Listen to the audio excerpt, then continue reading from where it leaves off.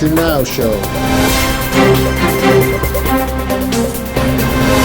Brought to you by the Club of Amsterdam.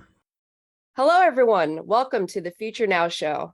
Today, we're joined by futurist Dr. Wendy Schultz to discuss her latest collaboration with Deep Transition Futures. Hi, Wendy. Thanks for joining us today. Hi, Katie. It's wonderful to be here. And I'm always happy to talk about the future or futures. Absolutely. So what is Deep Transition Futures and what inspired this project? Well, thank you for asking. Deep Transitions Futures is actually kind of a grand historical sweep informing possible futures. And essentially, if you think about works like people like Carlota Perez, was looking at big shifts from one age to the next, right? From the agricultural to the industrial, from the industrial to the digital, and looking at all the different layers of change that were involved in that sort of change. That notion of multi-layer civilizational shift or systemic shift in society has been under discussion by a lot of academics. And as it happens, a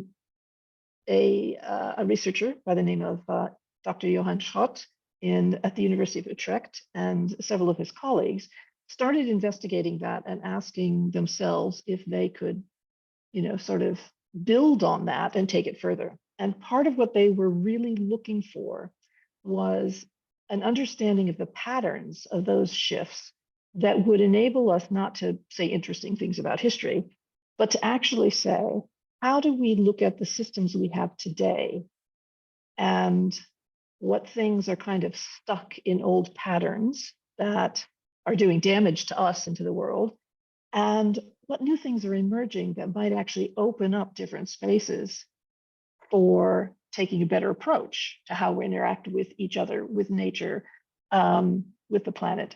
So the idea of deep transition, the name of the project, was first, it started with Deep Transitions History, where they actually did historical research and tried to spot those patterns of leverage to see if they could characterize them in terms of, what was happening in the general context or the landscape, what was happening in terms of the rules and power structures of the people in charge and the economic structures that were basically informing the world, what they called the regime. What were the rules of the game, the rules of play for any given civilization or society structure? And what were some of the emerging changes that they call niches, little footholds of change that maybe challenged some of the old ways of doing things, some of the rules that the regime was trying to reinscribe in the system? Are there, so we're in the old days, we were stuck in horse and buggy. Is there a better way to get around than that? Can we make our cities cleaner with, less horse dung everywhere around? Should we all switch to bicycles? Does that get us there fast enough? What do we do? What would be a new way of getting around? Well, maybe this horseless carriage thing, maybe not. That's going to require a whole set of infrastructure. And so part of what they were noticing was that no one little niche, no one little seed of change could ever completely transform an old entrenched system. And basically what, in moving from the historical analysis to Deep Transitions Futures, which is what do we do with these insights we now have, essentially, I'm going to simplify hugely, and I hope Johan doesn't shoot me if he sees this. Essentially, what they were saying is we live right now in an era that some people have called the polycrisis, an era of complex, wicked, let's see, what's that famous catchphrase? Volatile, uncertain, complex, ambiguous problems, wicked problems. And the difficulty is that a lot of the way people tend to approach planning in business and government is to say, oh, there is a single problem, here is a single response or strategy that will fix it. And of course, it never does. And the reason it doesn't is because no problem exists in isolation. Everything is interconnected. We're systems of systems. And so essentially what Deep Transitions Futures theory suggests is that looking at big transitional changes in the past, they occurred when multiple little seeds of change linked together. Now, that's not an unusual idea. Essentially, that's what Steve Jobs was doing when he built, iPod, iTunes, the whole Apple ecology juggernaut, this idea of business ecologies, interlinked products and services. So essentially, you could also say, well, we're saying more or less the same thing, that we have to start asking ourselves, not just what are some interesting little single seeds of change, but what are the seeds of change that connect together and sort of reinforce each other and support each other in a way that, and I love this term, will hollow out the old regime and render it fragile and vulnerable, and we can dispose of it, right? But that's basically what we're trying to do. We're trying to create a new ecology that will supplant the old maladaptive, destructive ecology that's basically eating our planet and putting ourselves in danger. Is that making sense so far?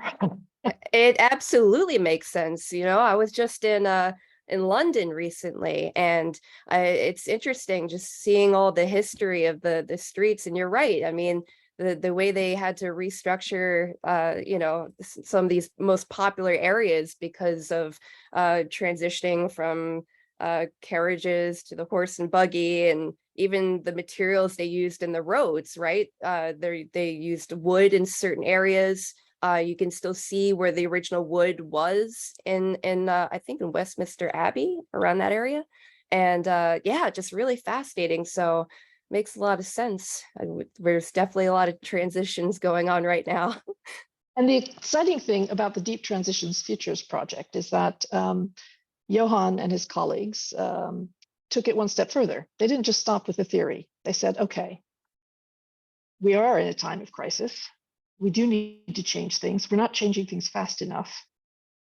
We know we have to start figure out some way to support and encourage, nurture these multiple little seeds of change, of difference, of transformation that, challenge old paradigms and give us new models and new paradigms, a new way of doing things. Okay, so who actually has the power to do that?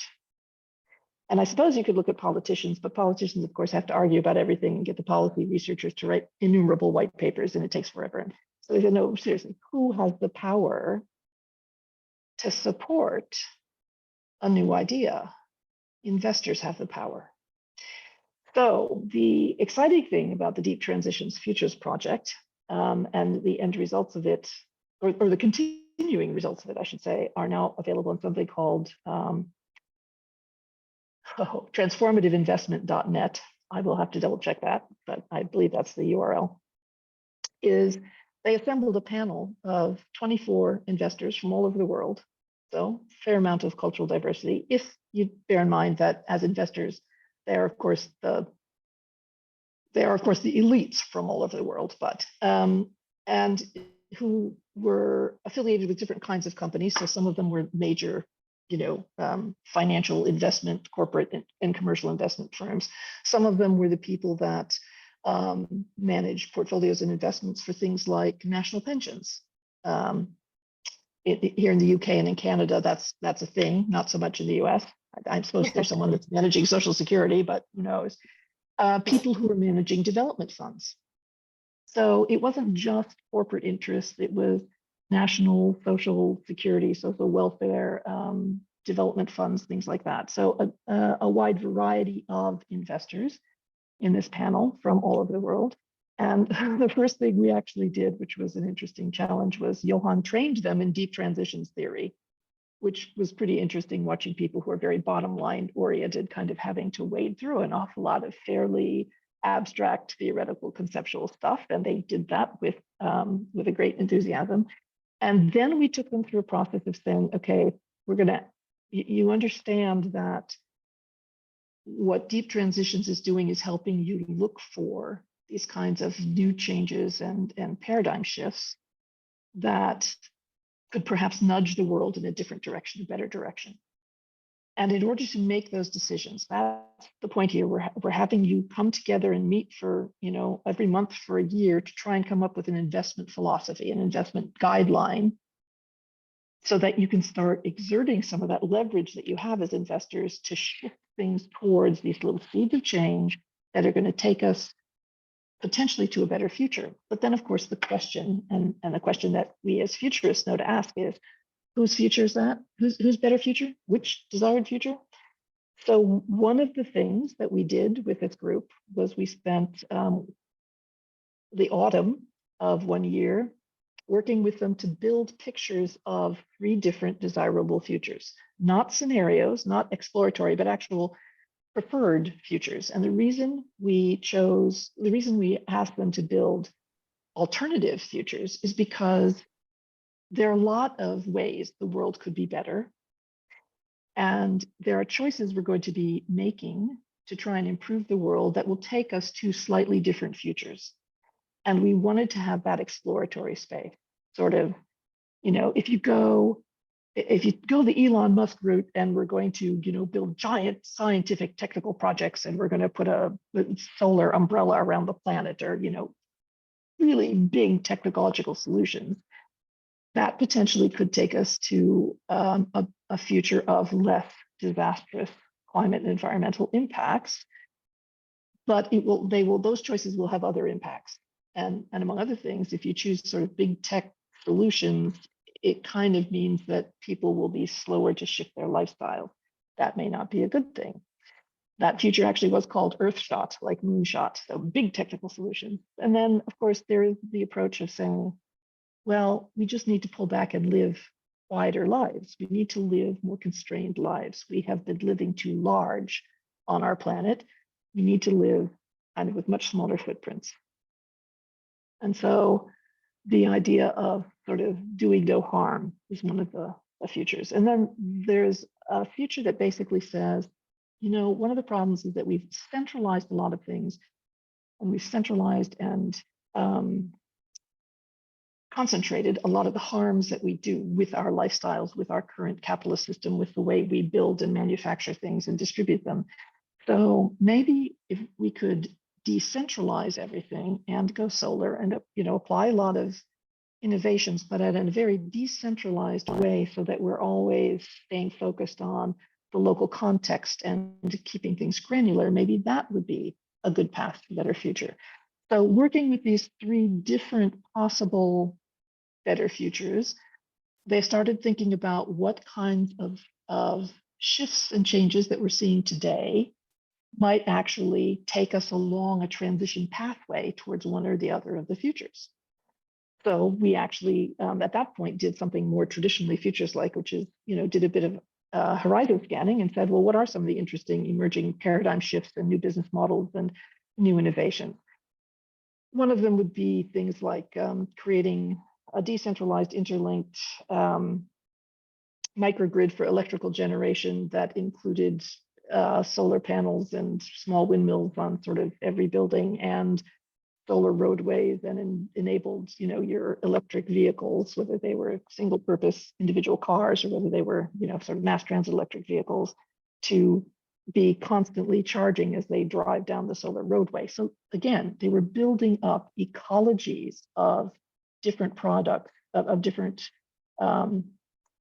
potential transformative shifts, by kind of putting together, almost like a jigsaw puzzle, putting together different interconnected or interrelated new business models and new innovations, and even public projects that people were considering. So it was a really imaginative project that went over about 1.5 years. And where it's going now is something called DT Labs, Deep Transitions Labs, where a lot of the investors involved said, okay, so we had an interesting discussion. We came up with sort of a transformative investment mandate. And one of their key guidelines is, it's not about incremental change for the better. It has to be transformational. We've let it go too long to just, fiddle along on the margins. We have to create serious change.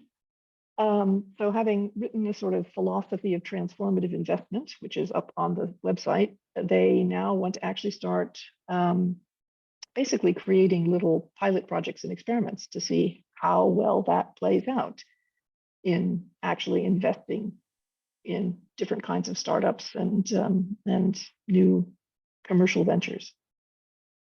So that kind of sums it up. Wow, I remember Solar Roadways. I actually was one of the original donators to their crowdfunding campaign, probably, what was that, 10 years ago or so. And yeah, that was such a fascinating project and a really good example of, technologies that many people want to get behind because it could have such a tremendous impact on our climate and our future overall.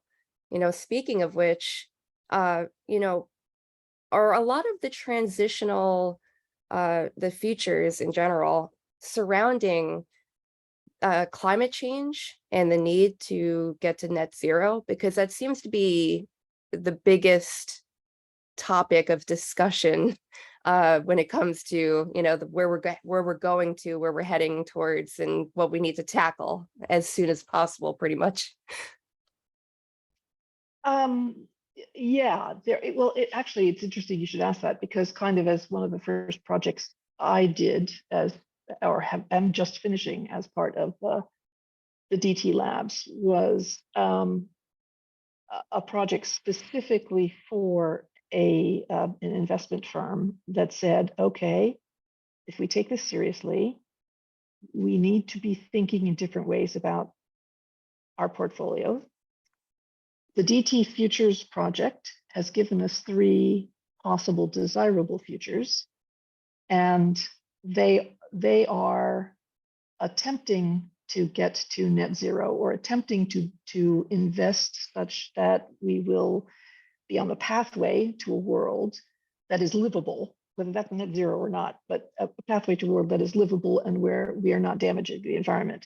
They said, that's great, but we work with, day to day with investors who are being informed by things like the NGFS scenarios, climate scenarios, and oh gosh, I can't remember what NGFS stands for, but if you Google NGFS climate forecast, climate scenarios, you will come to their webpage. And it's interesting that the NGFS calls their forecast scenarios, because they are basically quantitative modeled forecasts of here's what climate change could look like in just by the numbers. So kind of if we do everything right, and we've kind of started too late, so even if we do everything right, it's not going to be great, but all right, kind of net zero, and then divergent net zero, where we don't really quite get a hold of the changes until much later, and then something that we've just nicknamed hothouse world, because basically the nationally determined contributions to controlling carbon are sort of band-aids, and they don't really work. So they have these 3 mostly quantitative forecasts, and the investor said, that's great, could you kind of humanize these? I mean, actually put the people into these numbers. So tell us what these worlds would look like in different places. Tell us what these forecasts would look like in different places in the world if they played out over the next 20, 30, 40 years. So we've just finished writing a set of scenarios for those 3 quantitative forecasts that basically looked at what they said the impacts might be in different places in the world, because as we know, the thing about climate change is that it doesn't sort of apply evenly all over the planet. Different places heat up faster, different places will have storms, different places will have greater degrees of sea level rise. So it will play out differently in different areas, and we chose a few representative places. And then the other question they said was, well, we know all of these changes are going to have really big impacts on communities and on people. And so we'd like you to pay particular attention, not only to sort of the big impacts and what that might mean for businesses and livelihoods of people in different areas around the world, but also there will be conflicts. There will be more conflicts because of all this climate change. And there will probably be, we already know there are going to be a lot more people moving around, both economic migration and refugees, environmental refugees. So tell us those stories, help us make that real to our colleagues in investment, so that they understand that investment isn't just return on investment. It isn't just the numbers. There will be people that will see real impacts. from any of these futures, and that they can maybe have the possibility of having of creating a future that turns out better for people in some areas. And so we basically kind of honed in on 3 different areas: the Sahel Desert, Argentina, La Pampa, and the Pearl River Delta in China, as indicative of different kinds of human commercial endeavors at very different environmental areas, different cultural textures, different cultural contexts, and told some stories. And now here's the part where I'm going to admit that, yes, even we have been overtaken by ChatGPT and generative AI. So we had to run a workshop using these 3 scenarios, and we were running into deadline pressures as one does in work. And our graphic designer for this project, who is terrific, said, "Wow, you're really kind of running out of time, and give me some prompts and tell me basically what's happening, and I'll start working on the illustrations." And we did. And the first illustration she turned back was a fisherwoman in the Pearl River Delta who was sort of sitting slumped, looking like she was despairing over the complete die-off of fish in her area of livelihood. And it's incredibly strong, evocative visual. And I just went, "Wow, Naz, you are a genius. This is like I moved to tears." And she went, "Yeah, really? Midjourney." I went, "Okay, what?" But yeah, I just prompted Midjourney because we're under time pressure. So I just thought fastest way to do it. And she's a graphic artist, so she prompted Midjourney, and then she kind of tweaked it. But amazing. So she did all the illustrations using prompts to Midjourney, and we thought, well, she's using Midjourney. So we took the prompts that we had come up with of these are the impacts that are occurring, and this is how they occur over this time frame. Tell us a story about someone in La Pampa, the La Pampas region of Argentina, who is experiencing this, and send it to ChatGPT. And they were about the level of like a well-intentioned, really well-read, articulate high schooler, in the sense that they got the facts right. They told an interesting story, but the emotional tone of it was really kind of perky and, I don't know, naive.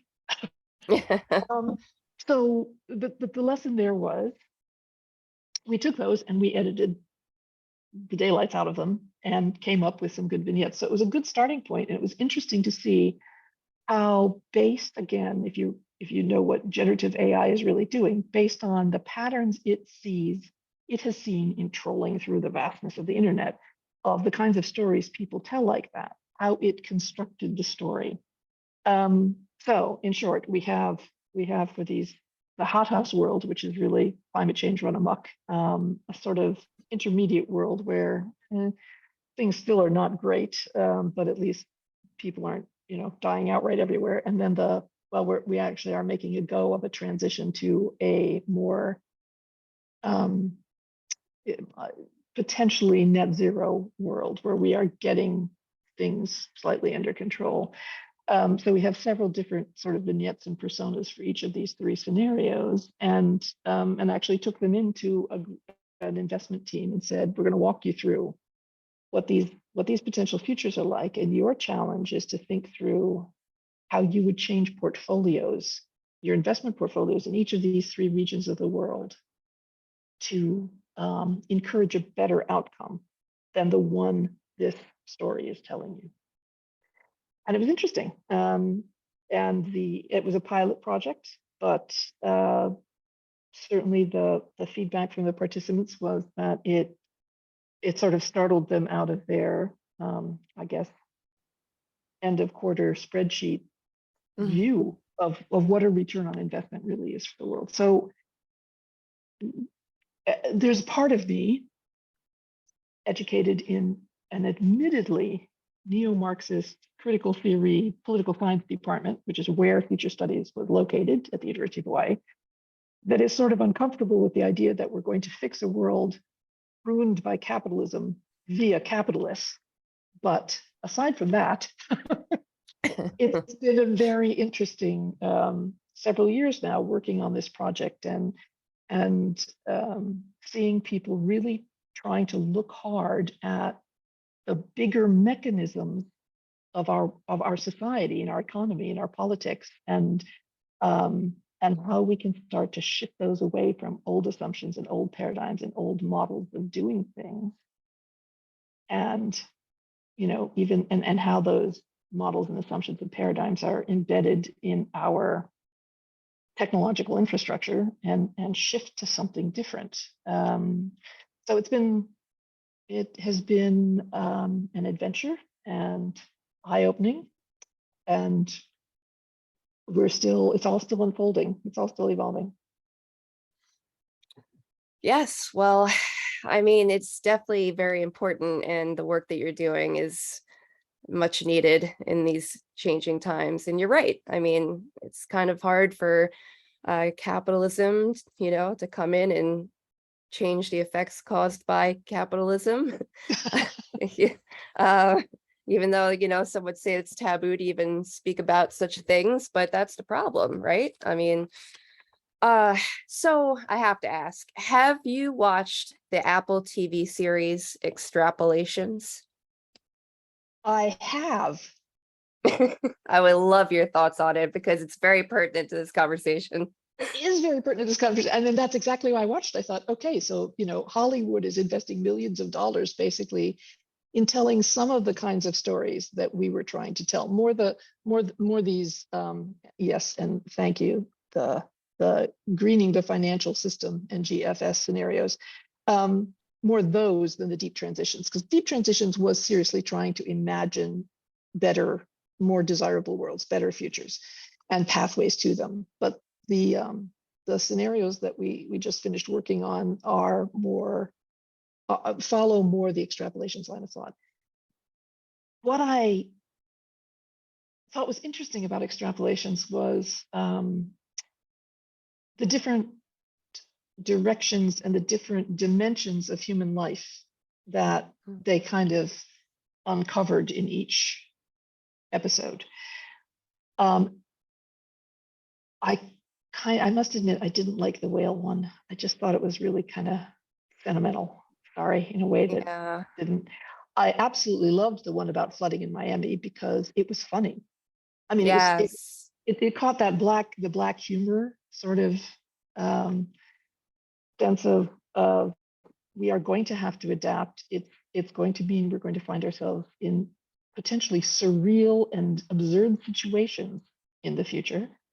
The sort of sitting in the synagogue wearing your Wellington boots because there's a foot of water. Yeah. Singing in the rain. Singing in the rain.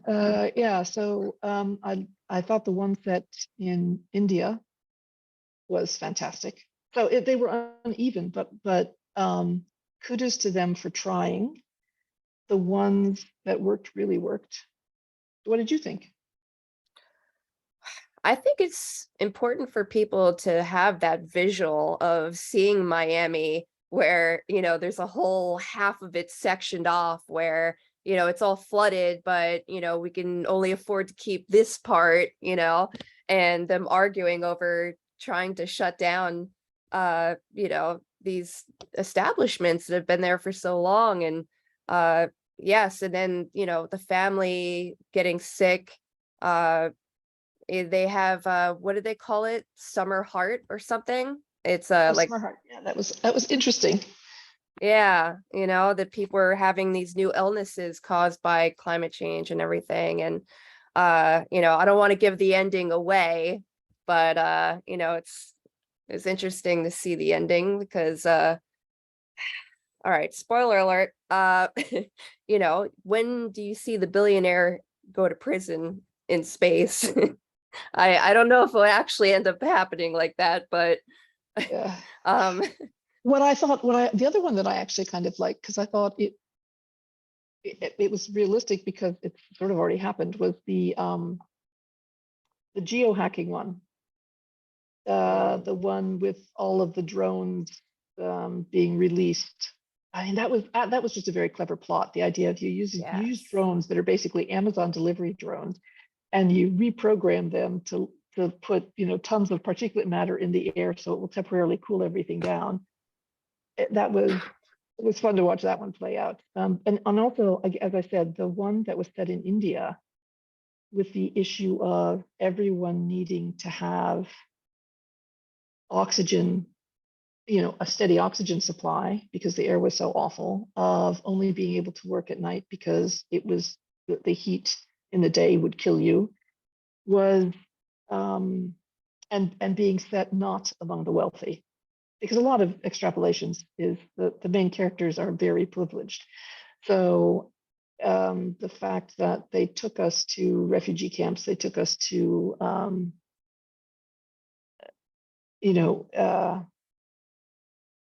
the working class neighborhoods or just barely getting by neighborhoods in India, I think was, and it could have been anywhere. It just happened to be India. Was it India or was it Pakistan? Anyway, Yeah, the rabbi that was in Tel Aviv and then he was in Miami. I mean, so many different perspectives. Yes. So there is a lot that I thought they did well. I thought the writing was a bit uneven. And again, I think you're absolutely right. People need the visual. Everyone talked about Kim Stanley Robinson's Ministry of the Future or Ministry for the Future when it was published. And it is a very powerful book in many ways, but it appeals to those of us who are, diehard readers. And I think it's important to have a visual artifact. There's so many. Our whole culture has swung more towards visual fluency in many ways, and even Ministry of the Future. In essence, you talked about it's when do billionaires ever get put in jail? And the same thing with Ministry of the Future. The opening of the incredible heat wave in India, where an entire province basically dies, was a very strong opening and set up the emotional arc of interconnecting emotional arcs of several characters. One of the things I thought was interesting was that he basically couldn't make the solution work without giving the Ministry for the Future a wetware assassination bureau that basically started emphasizing to the wealthy privileged folks that they really had to behave differently by essentially bombing their jets out of the air and engaging in other kinds of illegal activities. So it's interesting that we can't seem to imagine a future where people of power are people of goodwill. Mm-hmm. And that actually is more scary in some ways than the various environmental issues that we're facing. People in power don't seem to be actually really interested in, making sure that the entire planet survives as long as they can go to Mars or go to their island in the South Pacific or wherever else they want to go. Yes, and with extrapolations, the whole point was that, even though they knew and they had this technology to essentially take the carbon out of the air, they shelved it. And when they finally take it out, they're like, oh, they have this hidden group, where they're talking amongst themselves about, oh, we'll lower it to a little bit so that way we could still make money off of it this way. And I mean, it's very interesting to watch. For those of you out there who haven't seen it, definitely check it out. It's on Apple TV. But yes, definitely interesting. Hopefully, I mean, look, going back to these billionaires and change coming, there's a lot of faith in Elon Musk.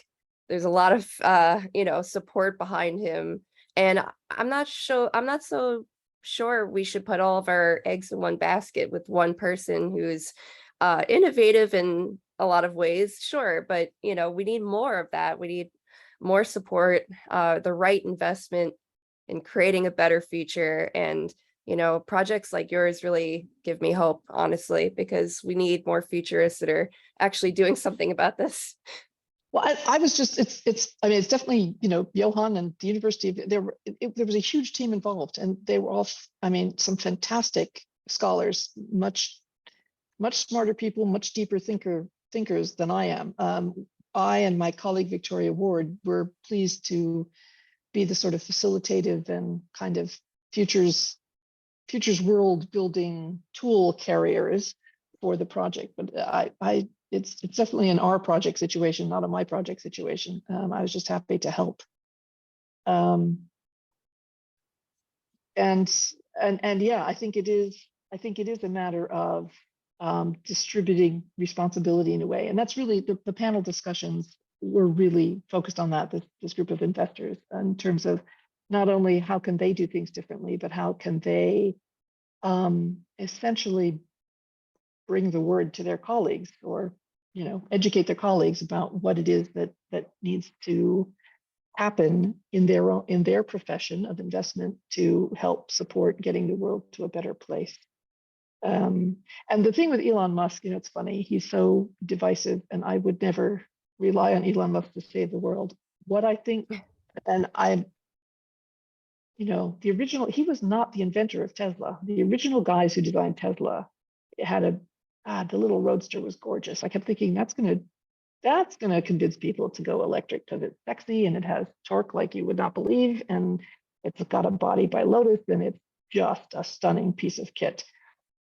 And the Elon Musk version of Teslas are not necessarily stunning pieces of kit. The one thing, however, that I think he absolutely nailed is SpaceX, because he just gave them a ton of money and say, blow up rockets until they don't blow up anymore, which is the best way to make engineering advances, right? So I absolutely believe that SpaceX is going to be, one of the most reliable a provider of some of the most reliable technologies to get humans back to the moon and to Mars. I do believe that.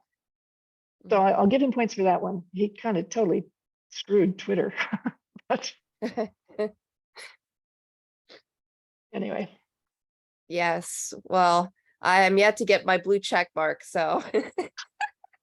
I think I will never get a blue check mark. I'm migrating over to Spoutable, I think, or some other place. So it's been great talking to you. And any last things we should focus on saying? Well, of course, there's my last and favorite question that I like to ask everyone on the show, which is, what is your vision of life in 2050? Wow.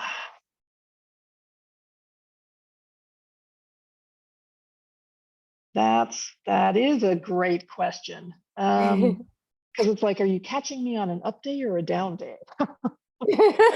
Okay, so right now you're catching me on an up day, because actually, in order to do this, as I said, I apologize to the viewing audience, and to Katie and Felix. I had a fantastic calendar snafu today, and so I had to sneak out of a colloquium where I was offering some sage advice from 40 years of futures work, which kind of makes me laugh every time I think about it, but to a group of young people who are going to be, by God, the next generation of futures thinkers in the world. And I was actually supported by the great folks at the School of International Futures, which hosts every year an award program, award competition for people doing interesting work in thinking about the future of the planet and their community and themselves and everything, called the Next Generation Futures Practitioners Award. And so the thing that I imagine is that 2050, this is speaking from I'm feeling positive because I just talked to these people who, really are out there wanting to change the world and starting in their own backyards. I think 2050 is going to be much more massively multipolar, much more diverse, much more decentralized, filled with technologies that are a softer touch on the landscape, filled with technologies that are much more designed along the lines of biomimicry and that make use of biosciences. We're all still so caught up in our digital world and the power of things like generative AI, large language models, the wonders of playing with ChatGPT and Midjourney and DALL-E, that we're kind of losing sight of the next great revolution, which is the emerging biological age and our ability to manipulate life from the cellular level all the way up to the planetary ecologies. And so if all of these fantastic local projects and all of these young people and old people who are putting futures thinking and community community network weaving together in interesting ways are successful, I think we will have a future that will be 2050 will be different from now. I think there'll be a lot less very large, very concentrated human projects and activities, but I think it will be a future of fantastic and diverse textures and tastes and smells and activities and artwork and cooking and slower food, slower travel, faster laughter. I think it could be a great place. We just need to build it. Well, you heard it here today. All our viewers out there, we'll see you in the future. Dr. Wendy Schultz, thank you so much for coming on the show today. Thank you so much for having me and for your temporal flexibility. I greatly appreciate it. Great. All right. Thank you very much. And until next time, we'll see you in the future.